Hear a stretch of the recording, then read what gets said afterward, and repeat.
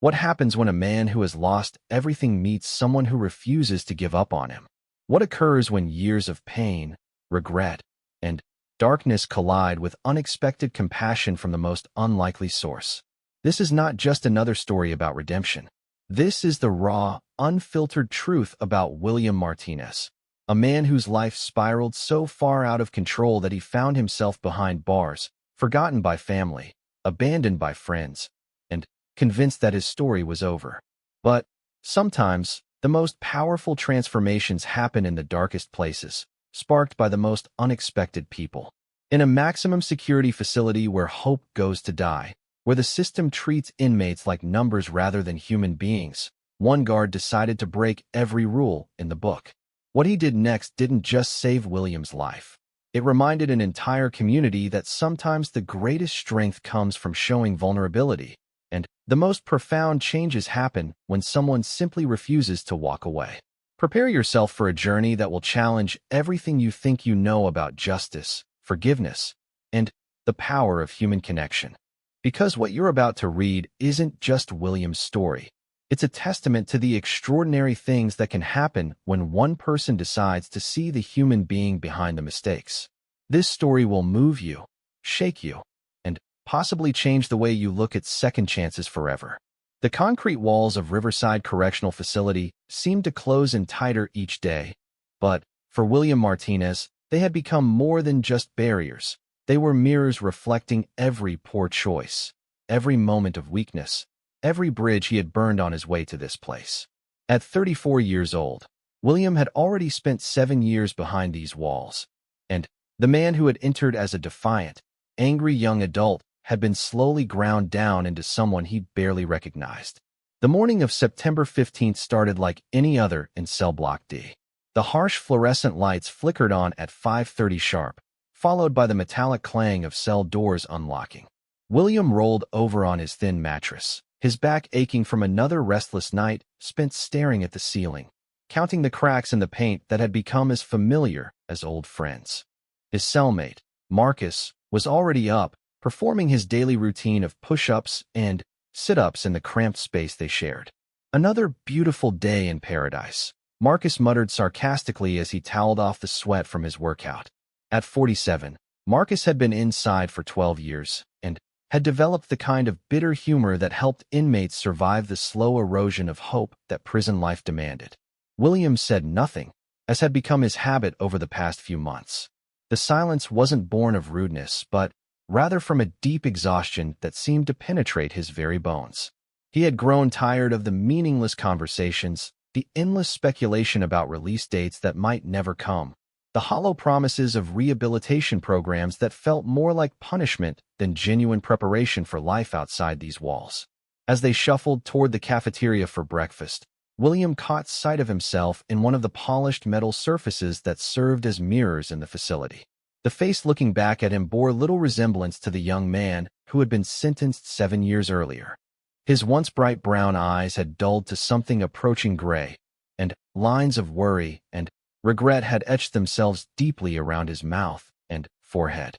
His black hair, now streaked with premature silver, hung limp and lifeless. But it was more than just physical changes. There was something in his expression that spoke of a man who had given up on the possibility that his life could ever be different.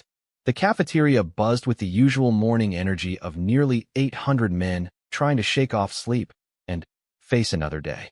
William moved through the line mechanically, accepting the portions of watery oatmeal, stale toast, and weak coffee that constituted breakfast.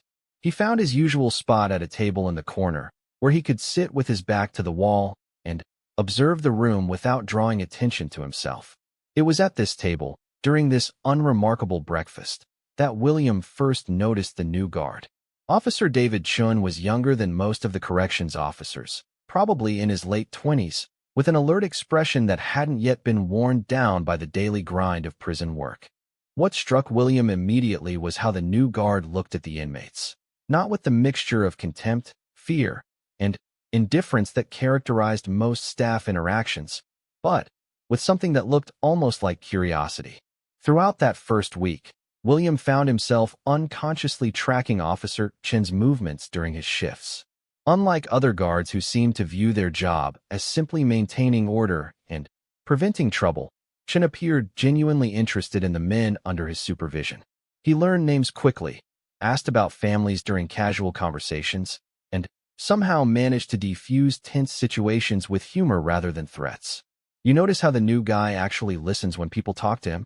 Marcus observed one evening as they sat in their cell during the hour before lights out. Been a while since we had one like that. William nodded absently, though he wasn't sure why Officer Chin's approach bothered him so much. Perhaps it was because it reminded him of who he used to be, back when he believed that people were fundamentally good, back when he thought his own life had meaning and purpose. That man felt like a stranger now, someone from a different lifetime who had made choices that led inexorably to this concrete box. The first real interaction between William and Officer Chin came during a routine cell inspection the following Tuesday. Most guards performed these inspections with the efficiency of an assembly line worker, checking off boxes and moving on to the next cell. But when Chin entered their small space, he took his time, and William noticed that his attention seemed focused less on finding contraband and more on understanding how the men lived in these conditions. "This your family?" Chin asked, pointing to a faded photograph that William kept taped to the wall beside his bunk. The picture showed a younger William standing between an older woman with kind eyes and a teenage girl with William's same dark hair and infectious smile. "My mother and sister," William replied quietly, surprised by the question. Most guards ignored personal items during inspections, treating them as invisible unless they presented a security concern. "They visit often?" Chun continued, though his tone suggested he already suspected the answer. William felt his jaw tighten. "Not in 4 years." The words came out more bitter than he intended, carrying with them the weight of countless unanswered letters, missed birthdays, and holidays spent alone. Chin nodded slowly, not with judgment, but with something that looked like understanding. "That's got to be hard," he said simply, and then continued with his inspection without pressing for details that William clearly wasn't ready to share. But something in that brief exchange planted a seed in William's mind. For the first time in months, he found himself thinking about his mother and sister, not with the familiar ache of loss and regret, but with something more complicated, a mixture of longing and possibility that he had convinced himself was too dangerous to entertain. Over the following weeks, these small interactions became more frequent. Chin would ask about the book William was reading, comment on the chess game he was playing with Marcus, or simply nod in acknowledgement when their paths crossed in the hallway. None of these exchanges lasted more than a few moments, and most other inmates probably didn't even notice them. But for William, they began to represent tiny cracks in the wall he had built around himself. The real turning point came on a Thursday afternoon in early October. William had been assigned to the prison library, one of the few work details that offered any respite from the constant noise and tension of the cell blocks. He was reshelving returns when he overheard a conversation between two other inmates near the magazine section. "Chen's different," one of them was saying. "Yesterday, he spent 20 minutes helping Rodriguez write a letter to his kids. Didn't have to do that." "Yeah, but it won't last," the other replied cynically. "Give it 6 months, and he'll be just like the rest of them. This place changes everyone eventually." William found himself disturbed by that second comment, though he couldn't quite articulate why. Perhaps it was because he recognized the truth in it. He had watched other young, idealistic staff members arrive with good intentions, only to gradually adopt the same hardened, defensive posture that seemed necessary for survival in the correctional system. The idea that Officer Chun might undergo the same transformation felt like losing something valuable before he had even fully recognized its worth. That evening, as William lay on his bunk staring at the familiar ceiling cracks, he realized that he had begun to look forward to his brief interactions with Chun. For the first time in years, someone in authority was treating him like a complete human being rather than just an inmate number. And that small recognition was starting to awaken parts of himself that he had deliberately buried in order to survive the emotional numbness that prison demanded. But with this awakening came danger. Hope was a luxury that prison life couldn't afford. Getting attached to staff members, believing that temporary kindness represented lasting change, allowing yourself to think that your circumstances might genuinely improve. These were the kinds of mental traps that could destroy a man's ability to cope with the harsh realities of incarceration. As October progressed, and the leaves outside the barred windows began to change color, William found himself caught between two powerful forces. On one side was the familiar, safe numbness that had protected him for so long. On the other was a growing sense that perhaps his story wasn't as finished as he had believed. Officer Chin's continued presence, his consistent kindness, and his apparent refusal to adopt the cynical detachment of his colleagues suggested that change, real change, might be possible. William didn't know it yet, but he was about to discover that sometimes the most profound transformations begin with the smallest gestures of human decency.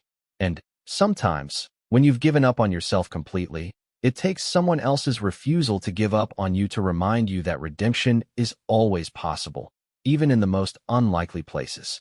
The stage was set for an encounter that would change everything, though neither William nor Officer Chen could have predicted the extraordinary events that were about to unfold between them.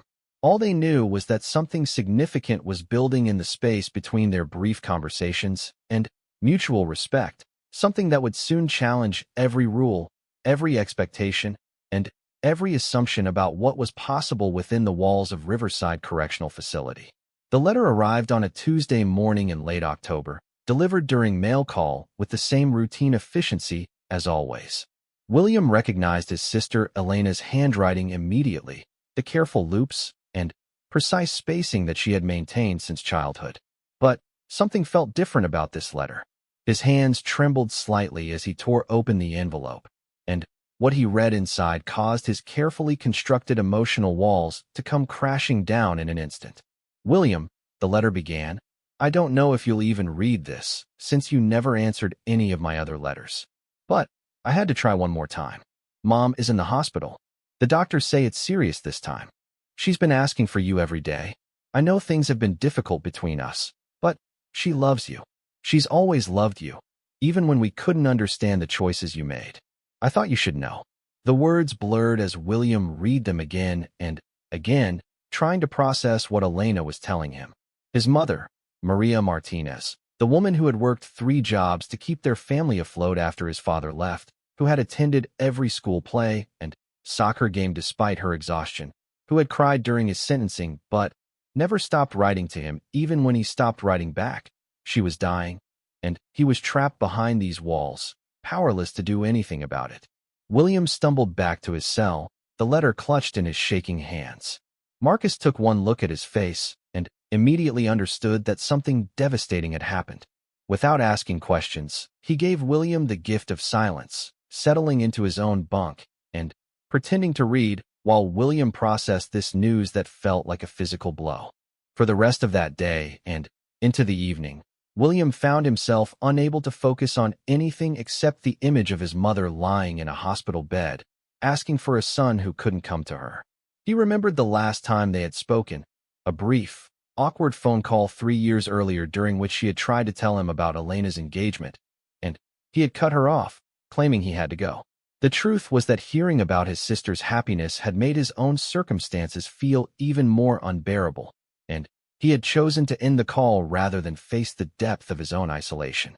Now, as he sat in his cell listening to the familiar sounds of the evening routine around him, William was consumed by regret so powerful it felt like drowning. All the letters he had thrown away unread, all the phone calls he had refused to make, all the visiting requests he had denied, every choice he had made to protect himself from emotional pain had also cut him off from the people who loved him most. Sleep was impossible that night. William lay staring at Elena's letter by the dim light that filtered in from the hallway, reading it over and over until he had memorized every word.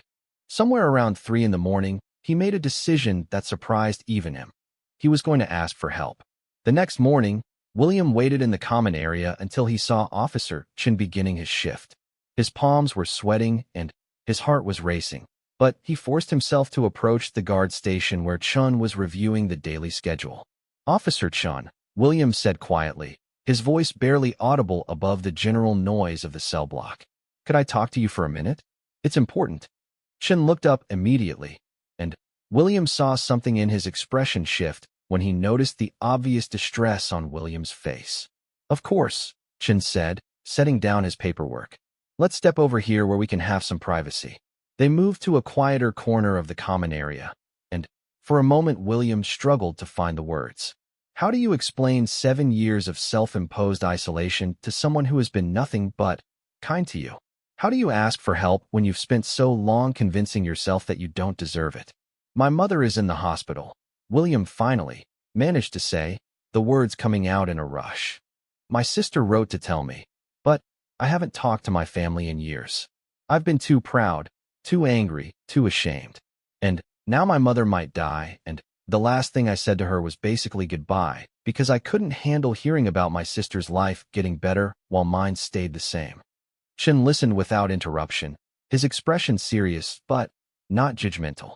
When William finished speaking, there was a long moment of silence during which William began to regret having said anything at all. What could a prison guard do about his family situation? What had he expected? What's your mother's name? Chin asked quietly. Maria Martinez, William replied, confused by the question. And which hospital? St. Mary's Regional, I think. That's where Elena said they took her. Chin nodded slowly. William, I want to help you, but I need you to understand that there are rules about what I can and can't do. But there are also ways to work within those rules that most people don't know about. Over the next 20 minutes, Chin explained options that William had never even known existed. There were emergency visitation procedures that could be expedited in cases of serious illness. There were ways to arrange supervised phone calls outside the normal calling hours. There were even provisions for temporary compassionate release in extreme circumstances, though Chin cautioned that such arrangements were rare and required extensive documentation. The most important thing right now, Chin said, is getting you connected with your family so you know what's really happening with your mother's condition. Everything else we can figure out from there.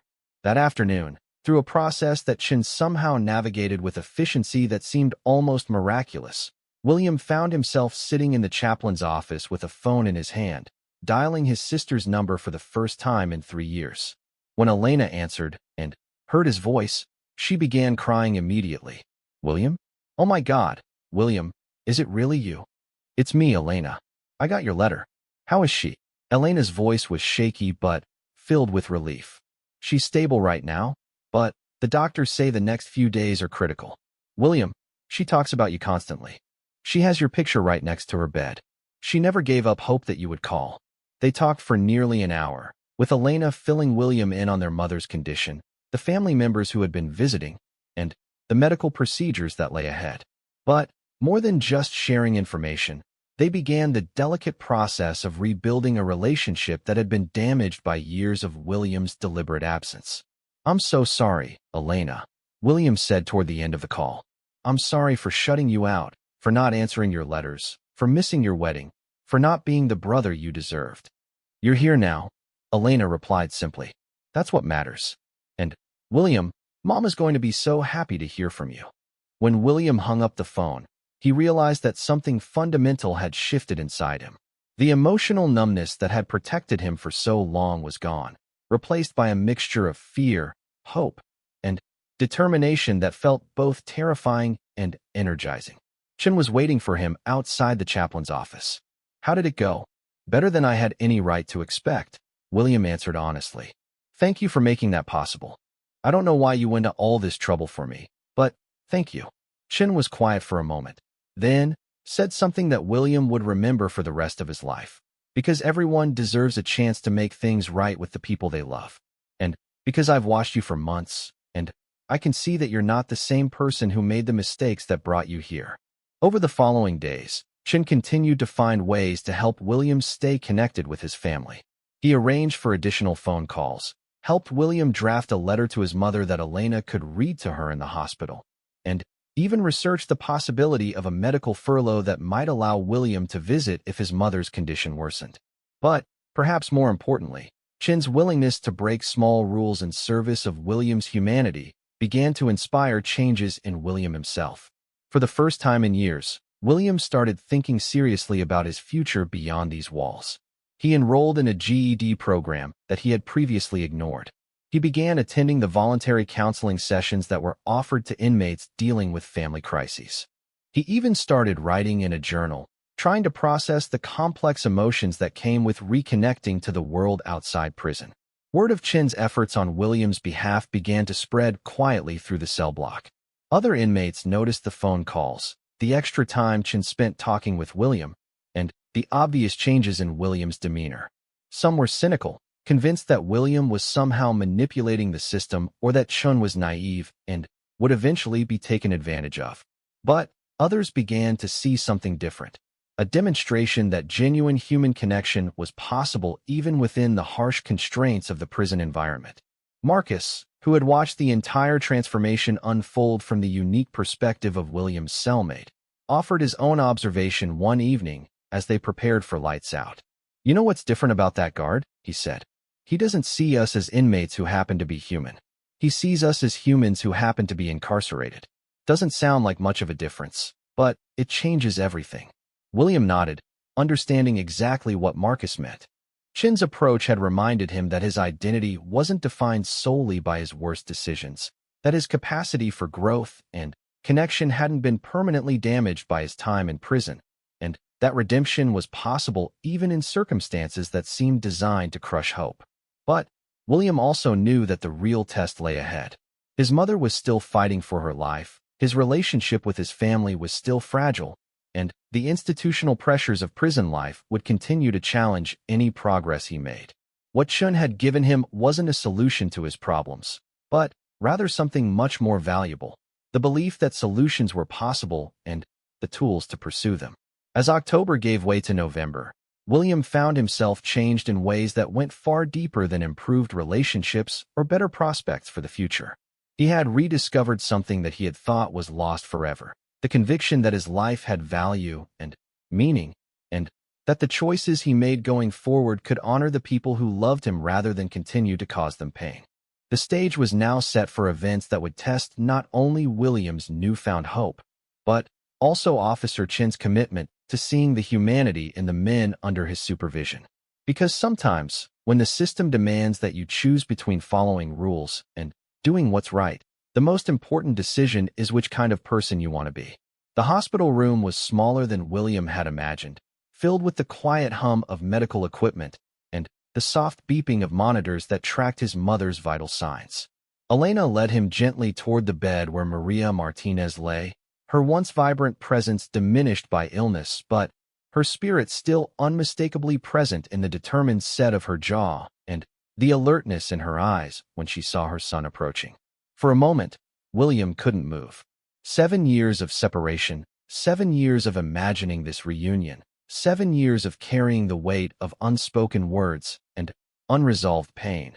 All of it condensed into this single moment when he had to find the courage to bridge the gap his own choices had created. "Mijo," his mother whispered, her voice weak but filled with joy so pure it took William's breath away. "You came." William sank into the chair beside her bed, taking her frail hand in both of his own, shocked by how small and fragile she felt. This was the woman who had seemed invincible throughout his childhood, who had worked multiple jobs to keep their family together, who had faced down landlords and bill collectors and school administrators with fierce determination. Now she felt as delicate as tissue paper, and William realized with devastating clarity how much time had passed, how much of her life he had missed while hiding behind his pride and shame. "I'm sorry, Mama," he said, the words spilling out before he could stop them. "I'm so sorry for everything, for the choices I made, for the people I hurt, for shutting you out when you needed me most. I was angry and ashamed, and I thought it would be easier if I just disappeared, but I was wrong. I was wrong about everything." Maria squeezed his hand with surprising strength. "You're here now," she said simply. "That's all that matters. You're here now." Officer Chun had positioned himself near the doorway, giving the family privacy while maintaining the visual supervision required by the terms of William's release. But as the hours passed, William became aware that Chin's presence was about more than just fulfilling his custodial duties. Several times, when medical staff questioned why a corrections officer was in the room, Chin quietly explained the situation with a dignity and respect that transformed what could have been an awkward or stigmatizing experience into something approaching normalcy. Elena had arranged for other family members to visit throughout the day, cousins and aunts and uncles whom William hadn't seen since childhood, people who had watched his arrest and conviction from a distance, but who welcomed him back now with the kind of unconditional love that only family can provide. Each reunion brought its own emotional weight, its own combination of joy and regret, but William began to realize that the isolation he had imposed on himself had been far more complete than necessary. "You know," his Aunt Carmen said during one of the quiet moments between visits, "your mother never stopped believing you would come back to us. Even when the rest of us started to wonder, she would say William is finding his way. When he's ready, he'll come home." Late in the afternoon, as Maria slept peacefully for the first time in days, Elena pulled William aside for a private conversation. They walked to the hospital's small chapel, a quiet space where they could talk without disturbing anyone else. "I need to tell you something," Elena began, her voice serious. "When Officer Chin called this morning to arrange everything, he didn't just handle the logistics.